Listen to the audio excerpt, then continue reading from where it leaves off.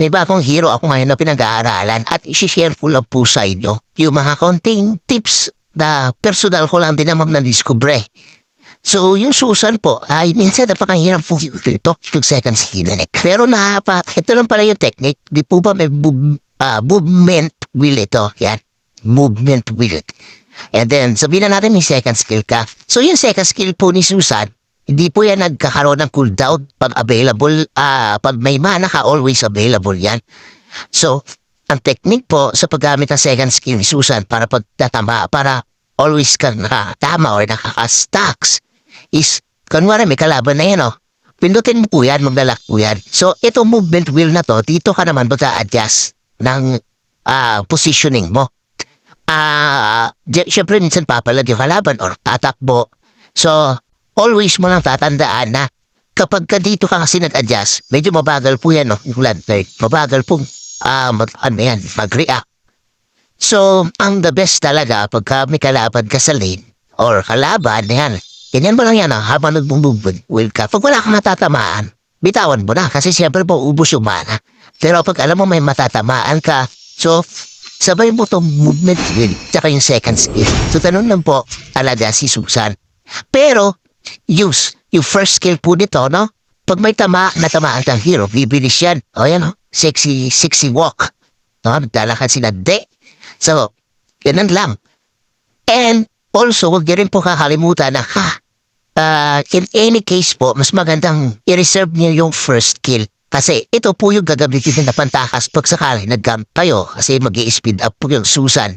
Aalis doon sa posisyon na alanganin siya. So, ganun lang po. Pero kunwari ito, di mo matatamaan niya kasi umaalis sa agad-agad. So, pag nagpula na yung ilalim ng paa niyan, pwede mo nang buhatin yan. Pwede mo nga iuntog yan sa mga kasama niya. Kita mo yung butterfly sa paa ng Zilog. So, yun po yung passive ni Susan. Pag napulong po yun, pwede mong iangat yung kalaban at ihampas, ihampalos kung saan mo siya gustong ibato. Pwede po yan ibato sa mga katabi mo. Pwede mong ibato sa mga kasama ni Zilog para mastan mo sila. So, ang kagandahan pa po ng first skill pala ni Susan. Kung marami ka po natamaan, kasi mas sobrang bilis po yung maglakad kumpara po sa paisa-isa lang. So, maganda din po yun area effect. So, kunwari, clash, pwede ka po munang mag-first skill para mas mabilis. Tapos, pwede ka mag-inhibit para lahat ng kalaban na yan. Mas mabilis ka makakapag stacks. Tandaan nyo lang po, Again, pagkapulo po yan, pero pag hinampas pa yan, magre-reset nyo, lagay mo lahat stacks. So, kailangan mo na parang besides yung pagtama ng second skill mo. So, the second skill again, parang hindi ka mahirapan, din ko lang yan, push mo ng directional. Pero dito ka sa big wheel, laging mag-a-adjust.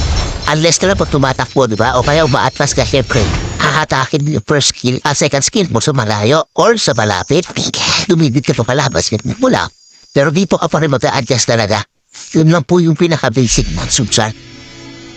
So anyway, sa Susan Happy pala, is gumagamit po kadalasan, ng basic common emblem and basic common emblem. I'm not sure if right po ito mga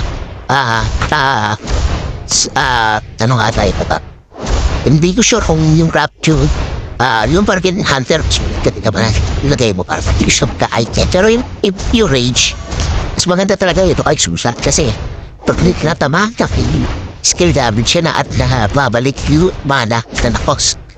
Sa item naman po, mostly, sabi nila, rage daw ito Pero based sa mga experience ng mga players lang na available na ito sa majority sa original server, mas magandang gawin tank utility itong Susan po. Gawin siyang rover. Kasi, pwede mong i-kite to kalaban. Ito, ipong mga yan sa balayo. Tapos, yan lang. Tatakbo pa lang sila sa likod. Pagka gusto mo silang maraming stack agad, pagpigit ka para butterfly, puno ka dahil sa kalaban. So, ganun po yung stack sa San Enriquez kay Mike Enriquez ng gugulala.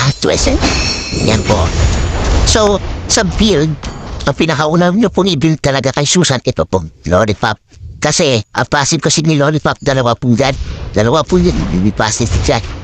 But mare, sinamilta mo si Zalong, yan, Kita niya yung mana ng alahati. Pero nag-activate po po kulay blue. Which is, magre-regen po agad yung mana nyo. Pero, pwede pa po yan. May isa po po yung passive si Lollipop. Ayan o. Ang alahati katulad yan. Ang life po yan ang nagpula. Ayan o. Give. Cool down.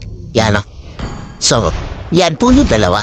Dalawa po yung passive ni Lollipop. Bibigyan ka ng life. Bibigyan ka ng mana. The next item po is ito po. Si Dominance Ice, Mana, and Anti-Regen po yan sa kalaban. Sigurado kasi ng kalaban ka yan, babarilin ka yan sa malayo eh.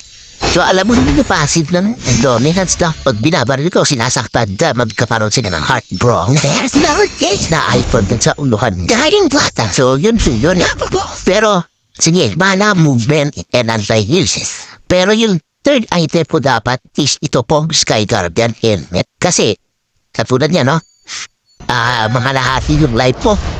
Pag-activate, kunwari, passive lang nitong, Lollipop. So, si Sky Guardian, pag nakakalahati ng life po, kagananda, tingnan mo ba naman, habang umaatras ka, tumatantan yung buhay mo.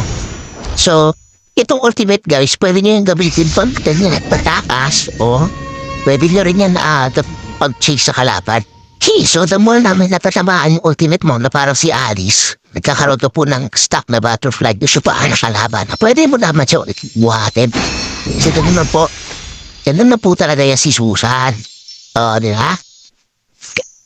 Siguro yun lang yung may tuturo po. Yung last item, 20 na lang po sa kalaban. So, yan lang po. Nasa Susan. Pwede po siya gamitin na natamp para si Carmela o kaya si Hylos. Yun lang. Nag-stroll ka muna sa classic. Dati hindi ko gamitin kasi asa ngayon ako tipid po lapit sa classic. Naunahan ka na ako lang. Sliding button. Slide. Pilipis ka petip. Bad.